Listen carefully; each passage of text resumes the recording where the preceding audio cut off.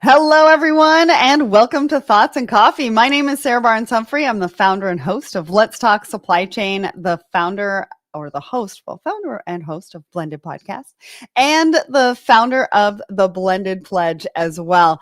And I'm super excited for the show today. We've got Tanzel here from Manifest, and he's going to be giving us all the tea as to what you can expect at the show, what's new for this year, the sessions, and what everybody wants to know, the closing party. But before we get to that, we do need to talk a little bit about what's happening at Let's Talk Supply Chain. If you're tuning in, make sure to let us know in the comments where you're tuning in from. If you love the conversation, you know we love a good fire emoji as well. So make sure to put those in there as well. So let's get to it. We've got to give a shout out to our show sponsor, and that is the Secret Society of Supply Chain. Head over to secretsocietyofsupplychain.com. Get your free membership today. We've got a very engaged group of supply chain professionals in there, talking things out, asking for advice, and just really hanging out every single day. So head over there, get your free membership. We want to give a shout out to some of our newest members. We've got Lynn Gomez McGee, we've got Colleen Lee, and Nairobi Asprilla. Thank you so much for joining us in our community, and love to see you there. All right, let's get into what is happening at Let's Talk Supply Chain. We've got a brand new episode. This is our Woman in Supply Chain series, and it's with Zara Zhang. Now, we talked a lot about her journey and what that looked like, and we talked about her fear of public speaking. She got up as a little girl on stage, and she had to say some lines, and she got paralyzed with fear, but she overcame that, and now she stands on stages globally. She works for Maersk, so go and check that out. It's episode 506, wherever you listen or watch the show. So Spotify, Apple, over on YouTube, go and check that episode out. It's awesome. Now on Friday, and actually for the next couple of Fridays, Eric Johnson is going to be hosting TPM Today. That's right. Usually we do one every other Friday, but in December, we're going to do it every Friday leading up to the holidays, so you can get all of your information in before then. So on Friday, he's going to be talking about the future fuel or false start inside shipping's big bet. So click the attend button, even if you can't attend live, and we will send you the recording. So go check that out. And then on December 11th at 1 p.m. Eastern, OptiLogic is back, and they're here with Accenture Fulfillment. And we're going to be talking about AI-powered data transformation, accelerate models, insights, and action on a LinkedIn Live event. This is going to be hosted by me. It's a free LinkedIn Live event. So go and click the attend button, because you're not going to want to miss this. We're going to be talking about, obviously, AI, which is the big topic these days, but we're going to be talking about data transformation, and not everybody has their data right. So if you don't, you definitely want to be there. So go and check that out. Also, I want to give a shout out for my book. If you haven't got your copy already, go and check it out. It's over on Amazon. It's called I Buried Her in a French Press, a memoir about finding my voice and the power of being heard. We've got 36 5-star reviews, and I want to give a shout out to Keith over on my LinkedIn. He sent me a message this morning. He read the book just recently and sent me some really kind words and a really nice review. So I want to give him a shout out for that. All right. Next, we've got a couple of announcements. Now, we're working on Let's Talk Supply Chain Europe, and we're also working on Let's Talk Supply Chain Asia. So if you haven't gone and check out these pages, go and check them out. We're going to start putting in the news from supply chains within those regions. And then we've got a really cool launch that's going to be happening a little bit later on in 2026. So you don't want to miss that. Go and follow these pages and get up to date on what's happening in supply chain in those regions. Last but not least, because I know we got to bring Tanzel up, I want to announce as well that we have partnered with Supply Chain Brain for the Supply Chain Masters of Innovation Awards, and this is only at Manifest in Vegas. What does that mean? Well, we're going to be giving away 3 awards, and there's going to be a session on Tuesday at 12:30 at Manifest, and we're going to be showcasing the stories of the top 3 winners and what innovation within their supply chains have looked like. And these are some of the top names in retail. So you're not going to want to miss that. Once the app is open, I'm going to ask Tanzel in just a minute when that's going to happen. You want to make sure that you mark that in the app and get ready for it. All right, it's now time to bring up Tanzel finally. I told you it was going to take me about 5 to 6 minutes. I had so much to talk about. Hi, Tanzel. Well, that was amazing. I love Zero's story also. Thank you for sharing. Sarah, pleasure to be here. Thank you. Yeah, so excited to have you here. Now, for anybody who doesn't know who you are, which I can't fathom there's anybody out there that doesn't know who you are, but tell us who you are, what you do, and a little bit about your company. Yes, indeed. Hello, I'm Tanzel Uddin. I am SVP of Content and Partnerships for Manifest, which is now a Hive company. Manifest is fast approaching this coming February 9th through the 11th. We're held at the Venetian. Excited to get to talk a little bit more about it. And the Venetian is such a great venue. I know we started off over at, it was Caesars, right? It was the Paris, then Caesars Forum. Paris. Oh my goodness. Tanzel, you're taking me back because that was the first year and that was during the pandemic and we all had to get tested but you guys pulled it off. That was amazing. Yeah, we were all wearing masks as well, which is insane to think that was about 5 years ago. That is so crazy. So yeah, Paris and then Caesars and now the Venetian. And you guys were at the Venetian last year for the first time. And it's such an amazing space. It's very big. But I mean, there's a lot of sponsors. There's a lot of exhibitors. There's a lot of sessions. And it didn't feel too spread out. It felt really good. So glad to be back at the Venetian this year. And we're going to be talking a little bit more about Manifest in just a little bit because we're going to find out what's new. We're going to talk about the closing party, which everybody wants to know about. I mean, let's just be real. But before we do that, we do have to go to our poll. So we ask a question of all of our community every single Wednesday morning, and we share it here live on Thoughts and Coffee. So the question is, what's the most important supply chain trend to watch right now? Now, we had just under 100 votes. 45% of you said agile demand and planning.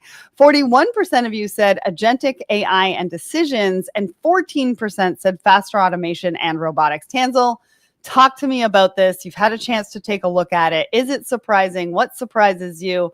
What else should have been up there? You know what? I came into this expecting AI to be the leading one.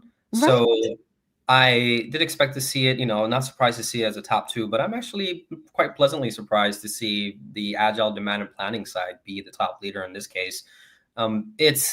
We are in a fundamentally unpredictable and volatile environment in supply chain. And the more control and the more ahead you can get of your supply chain and the more visibility you can get into it, the better you put yourself in, the better position you put yourself in. So on the same token, it makes sense to see that one leading. Automation is pretty surprising to see it lagging so behind in this poll in particular. But it's I also imagine it's because a lot of your larger shippers have probably automated a lot of their low-hanging fruit, and it's probably not as explosive from an interest level as compared to the other two.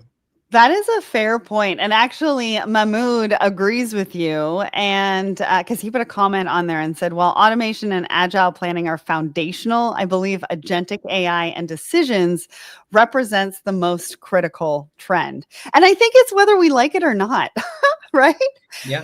Everybody's talking about AI. I'm sure you have a bunch of sessions at Manifest. I'm not going to put you on the spot and ask you how many about AI, but everybody's talking about it. You can't go a day without talking about it, hearing about it. What does it mean for us? How do we figure this out?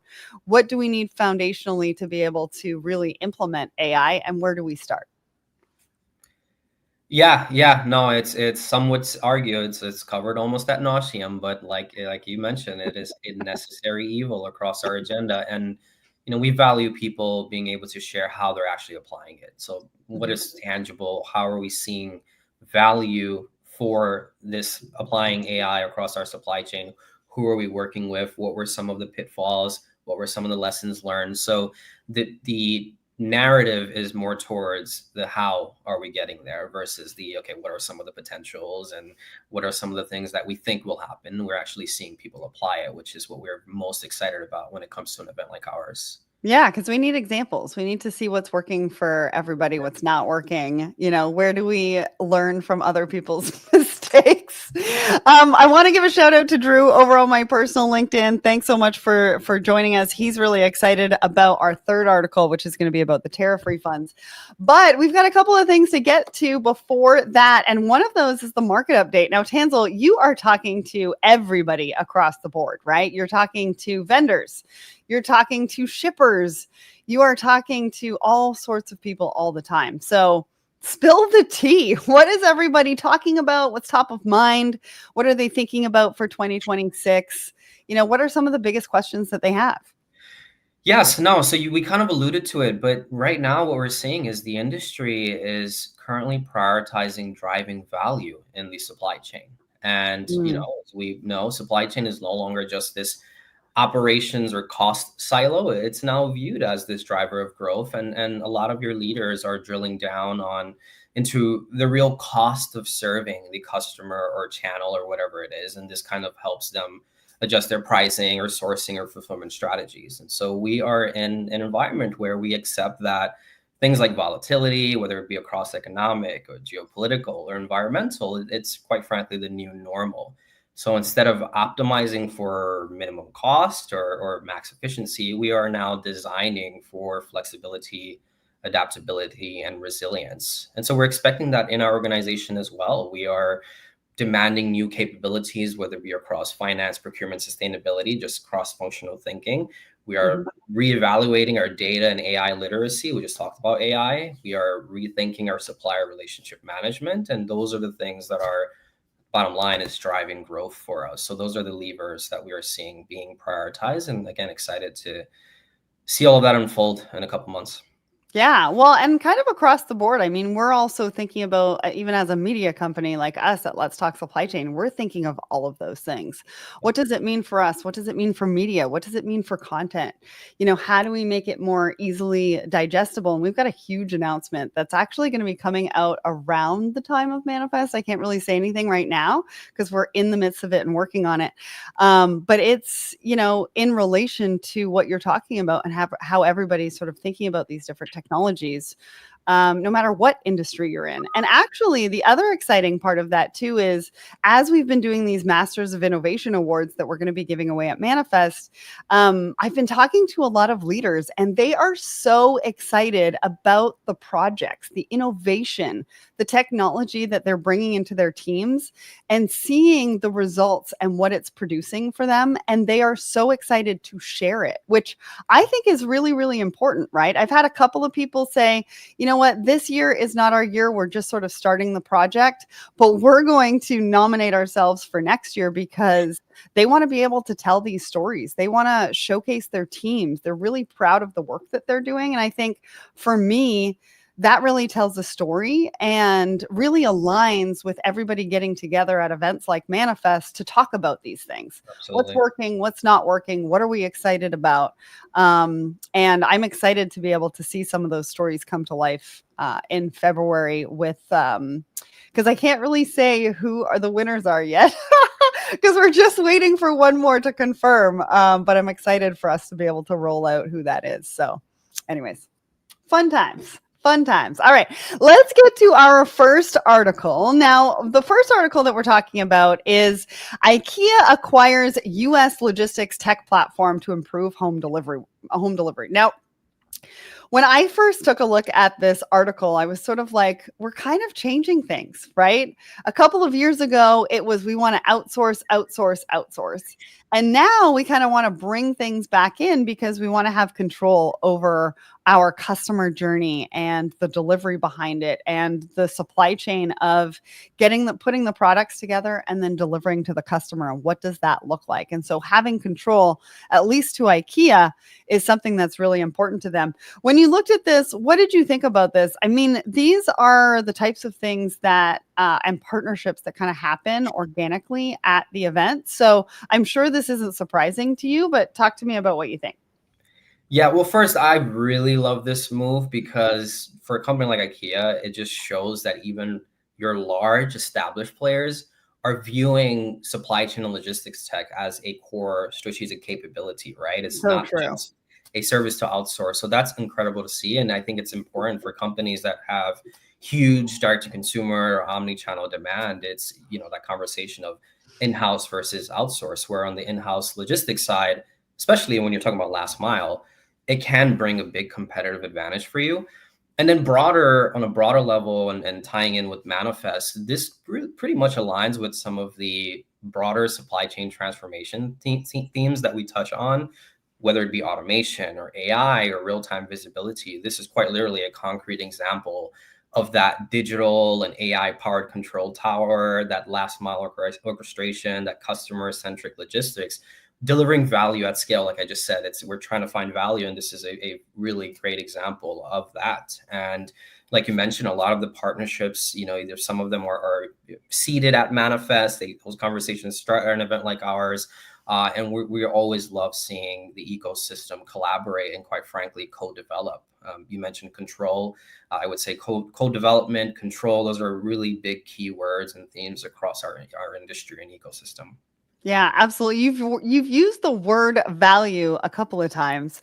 What does that mean to the folks that you're talking to? Because I think they mean different things to different people, right? Like Ikea is a retailer. What they're seeing value in right now is controlling that delivery portion, like you said. But when we think about other shippers, or we think about vendors, and we think about the word value, what does that kind of mean to everybody right now? I would say, like you said, it depends on who you're asking, but for the most part, it's what are we doing that is bringing tangible results? And can we actually pinpoint, let's say for a technology, for example, we've developed a thesis or hypothesis, and we've co-developed with a partner. Where did this deliver value for me, whether it be to the customer at a product level? Like I mentioned, we're evaluating cost literally at a customer or channel level. Where did we optimize for cost there, optimize for efficiency? So it's quite getting visibility into those different areas of the supply chain, and being able to tangibly speak to it. And kind of going back to your awards, I love that we're highlighting some of those projects, because some of those leaders, and we'll share when we can share who they are, we'll speak to some of that. Whether we've been in this transformation journey, this is what we did along the way, and this is how we extracted value. So really love that you're doing that. But that is really what we're hearing from those shippers, a lot of those chief supply chain officers that come to a show like ours. Yeah. We're going to have a Q&A portion. So you want to make sure that you're in the audience for that, so that you can ask the questions around value. But I go back to that word that you used, value, because I want to bring it back, because I think we're using it hand in hand with ROI. Right? Because ROI to a lot of people means revenue. It means money. It means, bottom line, that kind of thing. But there's a lot around ROI that has that value component that you're talking about. Does it save us time? Does it help us with efficiency? Is it helping us optimize? And I think it's really key. It's really important when you're going to shows like this to understand what value, success, and ROI means to you. So that you can align that in the conversations that you're having, and making sure that the people that you're meeting with and aligning with can help you sort of solve for those challenges. Absolutely. All right. So let's talk about Manifest. I'm going to pull up the website because this is really the registration page that you want to go to find out more about it. You've got the agenda on there.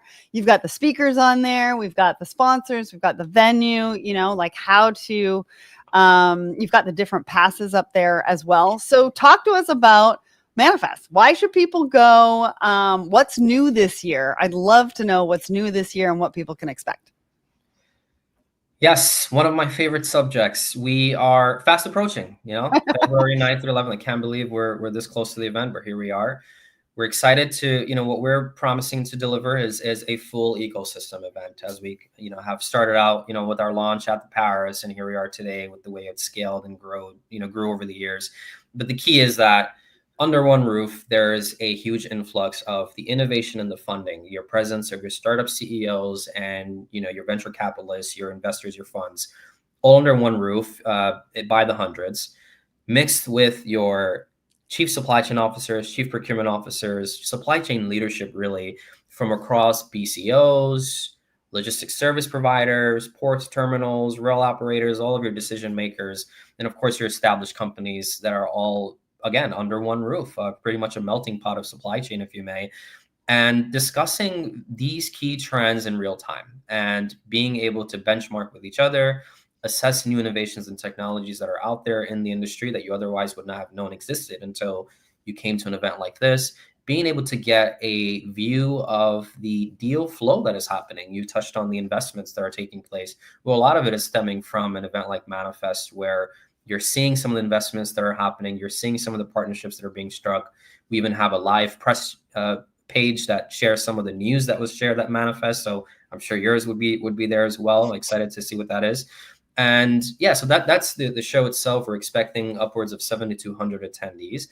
And it's, again, a place to where I think I would cap it off by saying it is a place where your LinkedIn connections come to life if you are in supply chain. That's one of my favorite descriptions, of the event that we've heard. And yeah, so excited. And, as you shared the website here, one thing that I'll mention is our agenda will also go live very soon.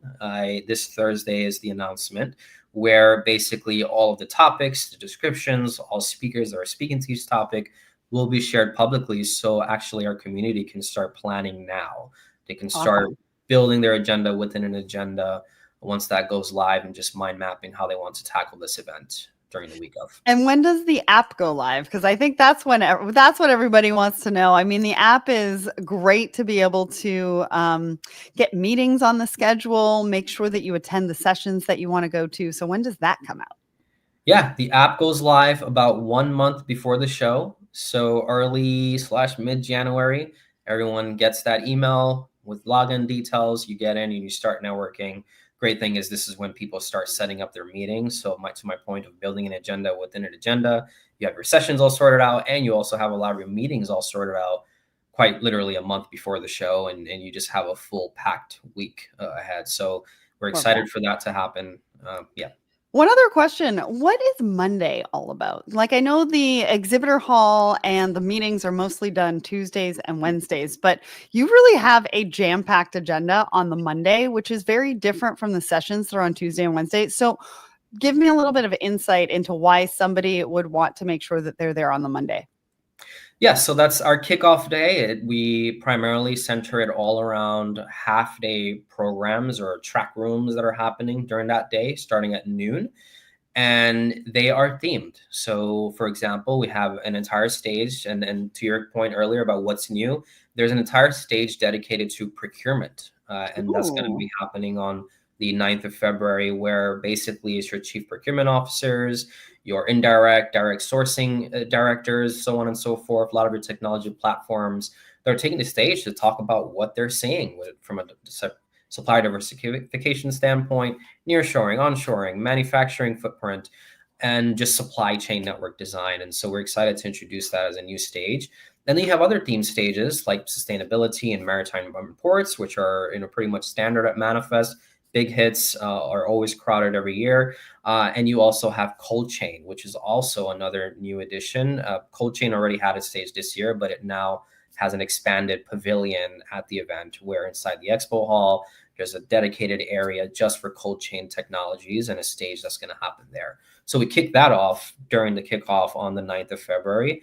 The reason why folks show up, and I would say majority of our attendees show up that day, is because expo is not open. It's content heavy. You're attending the sessions, so the sessions are really packed, and you also have ample time to take your meetings. So they get in the app, they set their meetings, and a lot of the meetings are happening on the 9th of February. Then, of course, we have our opening party that day too. Yes. And we cannot go without talking about the closing party. What can everybody expect? Because everybody wants to know what that's all about. Yes. We announced this a few weeks ago. Tayo Cruz is our performer. So love that. Excited for that. It's on the 11th of February. Always a massive hit. It's a lot of fun. And Tayo, from what I hear, is an incredible performer. So excited to see him live. I am excited too. Now, just quickly, you do have a lot of shippers that go to Manifest. What's some of the feedback that you get from them as to how they make the most of the event? Yeah, this one's close to my heart. I work with all the shippers, most of the shippers that come to our show, particularly those that are chief supply chain or chief procurement officers. It's been a big effort across, from myself, the team, to bring them and make them aware of this event and get them to the show. And we've been thankful to first see that uptick in the amount of chief supply chain officers that have been attending. We went from a handful to a dozen to about 60 this year to close to 100 for this coming February. And this is directly because one of the main feedbacks that we get is, you know what, I did not know a lot of these startups existed, and some of them actually work. They're agile enough for me to try out, for me to work with, co-develop with. So just the sheer presence of the innovation is a really big draw, and I think just a differentiator in general of the event. And then secondly, the peer-to-peer. So as we continue to expand upon the amount of shippers and leadership that are there, like the chief supply chain officers, they're now rubbing shoulders with chief supply chain officers from different verticals, from retail environments, life science environments. So they're getting a mix of both. They're getting a mix of that innovation. I didn't touch on investors, but the live deal flow that's happening, but also peer-to-peer where they're able to benchmark with them.